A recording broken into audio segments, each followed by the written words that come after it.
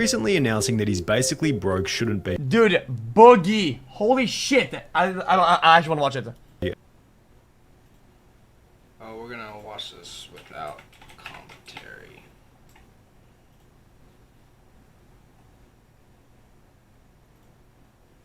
Boogie recently announcing that he's basically broke shouldn't be a surprise to anyone, as if you follow all of his incredibly poor choices made over the last 4 and a bit years, you'll understand that bankruptcy was almost unavoidable. So let's begin by looking at October 2018, in which Boogie's main source. Oh yeah, look at that dip right here. Boom. I'm interested to see this video. Actually looks good. Of income, his YouTube channel slowly began to die. Up until this point, Boogie had established a reputation as an overweight yet friendly nerdy gamer who people considered charming since he was totally fine with each of his flaws. When he wasn't playing his fat Francis character, Boogie was telling wholesome stories about his personal life, with one of the more notable ones being a video titled "What It's Like to Be Broke." In this video, Boogie explained that he had grown up in a fairly poor environment, so they had decent income, it's just they didn't like to spend it on us kids, at least on me. And that as a result of that, he was now much wiser with his income. Now, you know what I do with my money? Every single dime, every single penny goes into the bank, because I don't ever want to live that way again. Yeah, I feel the same. I'm a kind of stingy when it comes to spending money, and I don't spend it very much. I don't, except for gas and things that I need. But yeah, I feel them there. I feel it. Which felt both inspiring and relatable, especially since Boogie highlighted that he now only spent money on things that would improve his videos. I used every dime to buy better computer equipment, to get better, and after just a year and a half, I was able to go off because I started earning my YouTube income. This desire to improve the content unsurprisingly resulted in better uploads, and by early 2014, Boogie passed 1 million subscribers before uploading a new video simply titled "How Much Money Does BOOGIE2988 Make?", which felt like yet another wholesome yet modest upload, which had clearly been made with the goal of helping his audience. I want to make sure you have the tools in mind so that you fully understand how much income we already have coming in. Got a lot of fungal pop. I don't know why, but this background is... What is that? A lightsaber, thing from Halo, energy sword. And make an educated decision of whether or not you ever want to participate in that kind of thing. Boogie went on to politely imply that he was making over $100,000 per year from YouTube, which didn't include third-party income like Patreon. So let's take, for example, a YouTube channel similar to mine that's bringing in 10 million views per month. If a YouTube channel is bringing in 10 million views per month, divide that by 1,000, you've got 10,000. Multiply that by $1, and you'll have a really good idea of how much ad revenue that channel is bringing in. And that if you counted his YouTube channel as an asset, he himself... Yeah? I don't make any money off YouTube, but that makes pretty good sense to me. was worth more than $1 million. Boogie, are you a millionaire? Well, it depends on how you calculate millionaire. If you include my YouTube channel as it is, yes. After 3 more years, I'll have earned by then $1 million total in YouTube ad revenue. This was followed by Boogie reassuring his audience that all of the money was being used wisely. The majority of the money we make goes into the bank. We do not live very large by any stretch of the imagination. I mean, obviously, I'm large, but we do not spend a grotesque amount of money. Which led to more positive comments such as, "Wild guess, but he's very rich now. He deserves it. He's one of the only YouTubers that didn't let the money and fame get to his head. He's still just as humble and cool as when he's..." I think what happens here is Boogie kind of does let that get to his head, and you can't let money and fame get to your head. You gotta stay and remember your beginnings. You know, it's hard, but you just got to. Boogie seems like the YouTuber. I've seen him before. I've seen his face, but not too sure how he deserves his failure yet. But just looking at it, seems like a nice guy. Started. I admire that. Amazing video, Boogie. You're one of the realest, most transparent YouTubers out there, and please know that your fans appreciate it. I clicked on this video randomly and I stayed to watch, and to be honest, I'm really happy this guy makes a lot of money. Don't know him, never seen his videos, but I'm just glad that he makes money. He's very humble and I respect that a lot. This positive sentiment toward Boogie resulted in more views, subscribers, and Patreon members, which strengthened his financial position immediately, whilst also giving him the chance to stream on Twitch, opening up another source of income which kept him financially stable during the adpocalypse. I will be fine. Losing my YouTube ad revenue will hit us pretty hard, but I've diversified our income. Things were going so well for Boogie that in August of 2017, he paid for weight loss surgery. I'm home from surgery, that everything went well. The surgery went way better than I had expected. The doctor did it in a very short period of time. However, while this would initially improve Boogie's health dramatically, I'm 110 pounds down since the pre-op diet, and then I've lost 7.5 inches from my waistline. Whoa. Look, you can just tell from here, right? Shoulders more like larger, I guess, more circumference, but then Diet, and then I've lost 7.5 inches from my waistline. it would eventually contribute to him going broke in an unexpected way. Boogie explained in a video that for married people, the weight loss surgery tremendously increases the likelihood that you'll end up getting divorced. The surgery and the recovery from it is really, really hard on a marriage. 85% of marriages fail after the surgery within the first 2 years. I did not know that. That's actually kind of insane. That's kind of insane. Yeah, 85%. He added that in the lead up to the surgery, his marriage was already in a rough spot. Our marriage was far from perfect. One major issue that was persistent throughout the entire marriage, and that was my anxiety disorder. And as a result of him now being in a healthier condition, his wife suggested that they should divorce. She told me that she was thinking about separating now that I was out of the surgery and now that I was nice and healthy. We talked about it and decided that she should take a break. 2 weeks into that, she called up and said that she had made her decision, that she wanted things to be a more permanent change, and that we should start moving in that direction. Boogie explained that his wife was extremely generous in the divorce, having stated that she wanted far less than 50% of the finances. And she's like, I want enough to where I know I'm going to be taken care of. And I'm like, okay. So she gave me a number, and I'm like, but that's not half. It wasn't half of what we were worth. It was less. It was less. However, as a result of the law, Boogie ended up giving her half of what he had anyway. She's legally entitled to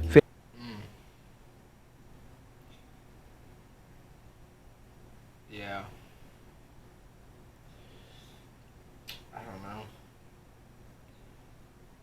He still ended up giving her half, even though she didn't want half as much. Yeah, that's tough. That's tough. I know it can be a big toll on you. Yeah.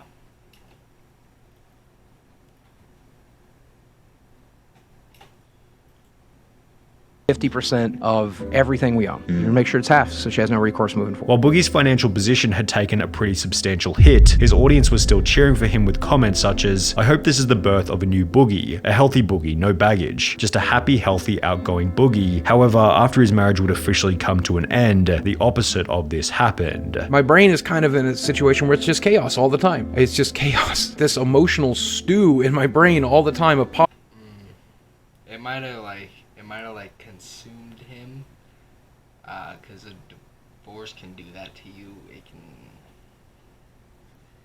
do all kinds of crazy things.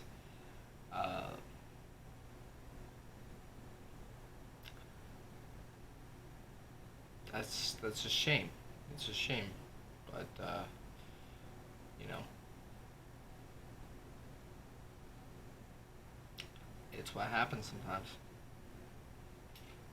positive feelings, negative feelings, numbness, frustration, and anger, you know. Not only had the split resulted in a massive blow to Boogie's mental health, but throughout the process, the storytime rambling videos, which were once uplifting, inspirational, and designed to help his viewers, began to feel like they were being made with the goal of receiving sympathy pity from the audience. Additionally, Boogie's positive can-do attitude, where he wanted to invest his savings into making excellent content for the viewers, had transformed into this complete lack of confidence for the future of his channel. And I'm not smart enough to be able to figure that stuff out. I'll never be good at titles. I'll never be good at thumbnails. I'm not even that good at video creation. Leading him to develop an attitude of just wanting to get by as opposed to wanting to grow his audience. As long as my rent is paid, as long as my mortgage is paid, as long as I can keep the lights on, as long as I can support myself and the people that I currently employ, hey, I'm happy with that. The final video related to his divorce, in which Boogie explained that he now fully owned his house again, happened to have been uploaded in October 2018, which was the very same month where Boogie began to lose subscribers. The decline will be addressed in a video titled State of the Channel 2019, in which he mentioned that the breakup had a significant impact on the channel's viewership. 2018, as we've talked about, was one of the roughest years of my life, and it really showed here on the channel. Before going on to state that the Storytime Pity Party videos were also impacting the channel negatively. I know, just complain and whine and just be miserable. Sharing who and what.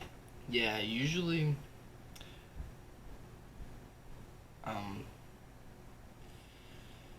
I might do like one video about, you know, my personal life, but I don't let that consume my channel. I usually try to be positive, try to put videos out you like. I usually never complain about stuff because I know how terrible it can bring the whole audience, you know, bring the whole morale down, and I usually just try to keep it positive. Yeah, but that's usually what I do. But he seemed to have lost it along the way, which, I mean, is understandable considering he had a divorce. But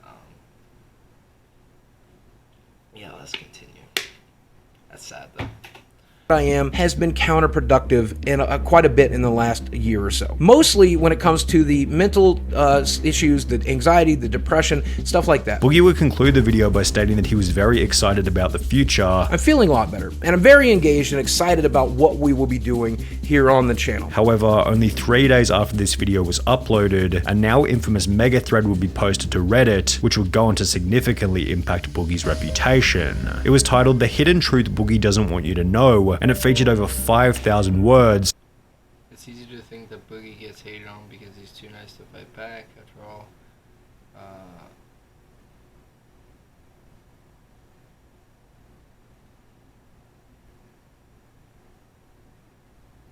the truth, however, is that after his divorce, he has paid for the services of women to be with him, even going so far as to claim that he did just to troll. Showcasing that Boogie wasn't exactly the nice guy he tried to portray. The thread brought up topics such as his behavior on stream, various edgy comments he had made over the years, as well as the way he acted in his marriage, with commenters stating this document is up there with the Constitution and the Magna Carta. However, the thread was posted to a fairly unknown subreddit, and if Boogie's a nice guy, facade takes a toll on him as much as you can often see him express his real opinions outside of his deliberate YouTube persona on Twitch and in his Francis persona. It's just a character charade. It falls apart once you notice that Francis happens to complain about things in Boogie's life. he had simply ignored the thread, people likely would have forgotten about it, although this isn't what would happen. Boogie instead decided to wage a war against the person who began the mega thread. I started a war. This guy has been coming at me for 5 years. Before going on to complain about the criticism in countless different videos. This subreddit has been actively attacking me and going through everything I've ever said and ever done on the internet for the last 3 years. Just 2 years prior, in 2017, Boogie was handling criticism much more effectively, even stating that some of the points were valid. A lot of people have been discussing me over the past couple weeks. I've been on the front page of Reddit, and they tend to discuss me in a very negative light, which is reasonable. And obviously, Boogie's new 2019 strategy of trying to stop the criticism only led to more criticism. 3 months after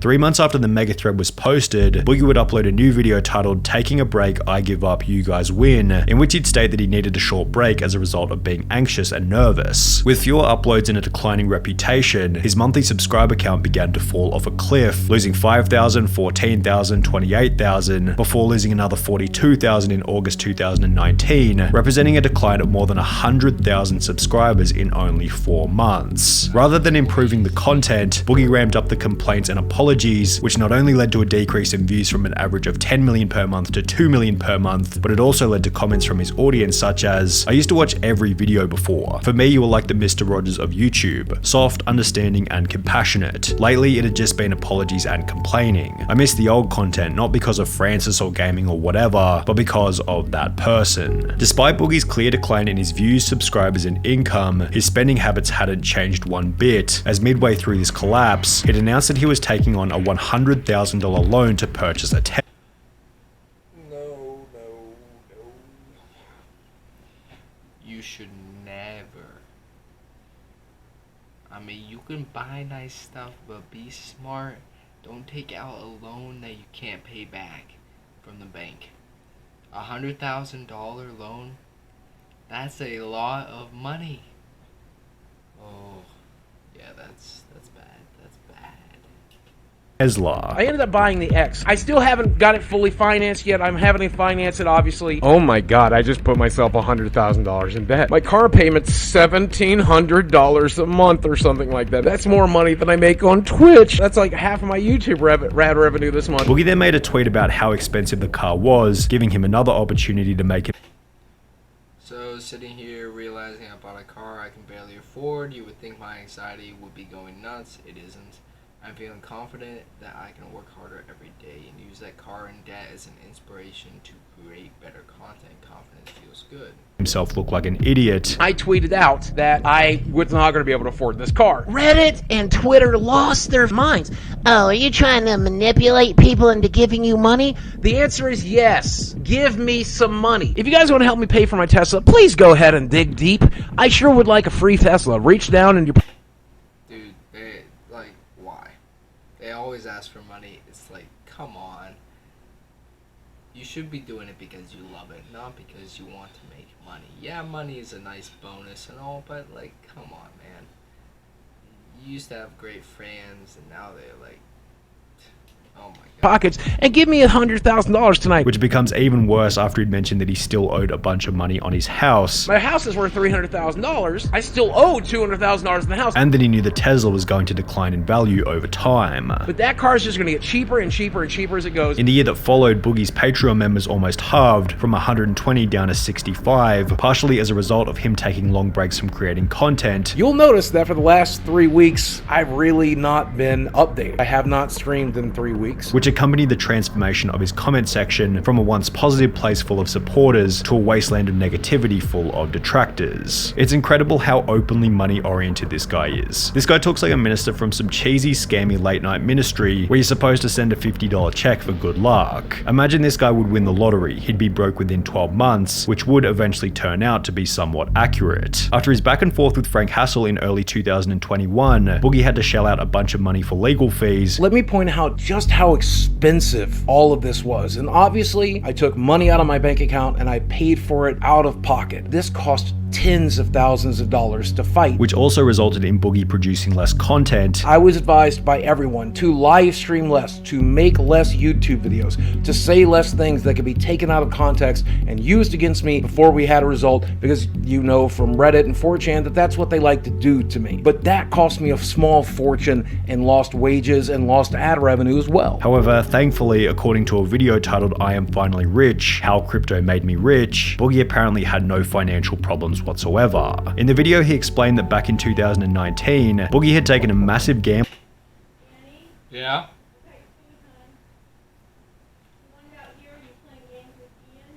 Out there. Okay, I'll put it on the table. It's a smoothie and then your food. Thanks. by purchasing a bunch of cryptocurrency, and by early 2021 he had quadrupled his money. I basically took every dime I had in liquid funds and invested it in a huge gamble. I invested pretty much everything I had into cryptocurrency. I invested all the way back here, and yeah, that's where we currently are with that market. So to say that I doubled my money is an understatement. In fact, I did more than that. Boogie then tried to pathetically coax his audience into trying to give him more money. Never feel pressured to get one of those memberships down below. Never feel pressured to subscribe on Twitch. Never feel pressured to make a donation or interact with one of my sponsors. Never feel pressured to buy a t-shirt. Before going on to state that he planned on taking the money out of crypto to put it into a safer investment. And that's if I don't take the money and invest it in something that will make me money, which I am most certainly going to do. However, as highlighted by almost every comment, the video aged incredibly poorly, because only a year after posting it, Boogie uploaded a new video titled I Need Your Help, in which he explained that he had lost almost all of his money to the crypto market and now required donations from the audience. Well, this is a video I've dreaded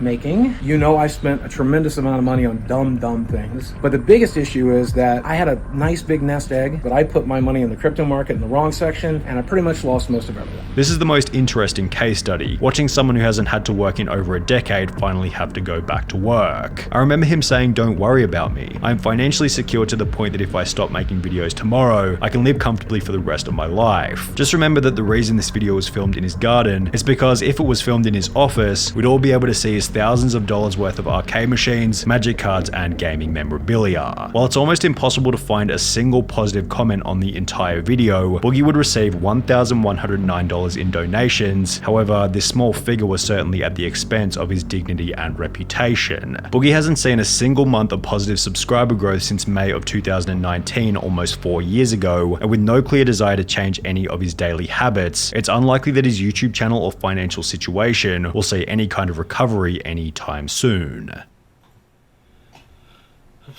Wow. That just that goes to show you that you can put all your money in one basket and just like be like, yeah, I'm fine.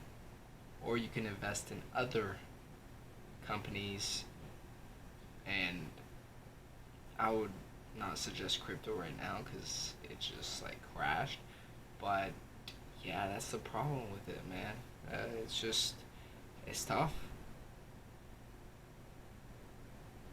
Yeah, I can't believe that. Yeah, that was enlightening for anyone young watching.